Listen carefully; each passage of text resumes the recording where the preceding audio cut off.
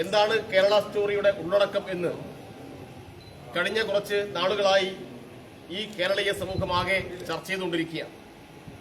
ഇവിടെ അധ്യക്ഷ പ്രസംഗത്തിൽ സൂചിപ്പിച്ചതുപോലെ എന്തെങ്കിലും തരത്തിൽ വിമർശനങ്ങൾ ഉന്നയിക്കുന്ന ആ വിമർശനത്തോട് എന്തെങ്കിലും തരത്തിൽ അസഹിഷ്ണുത കാട്ടിക്കൊണ്ട് പ്രദർശനം തടയുകയോ അല്ലെങ്കിൽ അതുമായി ബന്ധപ്പെട്ട പ്രതിഷേധം ഉയർത്തുകയല്ല ഇവിടെ ഉണ്ടാവുന്നത്.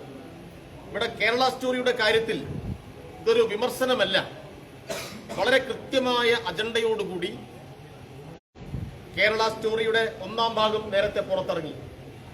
ആ ഒന്നാം ഭാഗത്ത് എന്തൊക്കെ തെറ്റായ കാര്യങ്ങളാണ് കേരളത്തെക്കുറിച്ച് പറഞ്ഞു വെച്ചത് ആ സിനിമയിൽ പറയുകയാണ്. അതിന്റെ ഭാഗമായി 33,000 ഹിന്ദു പെൺകുട്ടികളെ പ്രണയം നടിച്ച് വശീകരിച്ച് IS-ന്റെ ക്യാമ്പിലേക്ക് റിക്രൂട്ട് ചെയ്തിരിക്കുന്നു എന്നുള്ളതാണ്.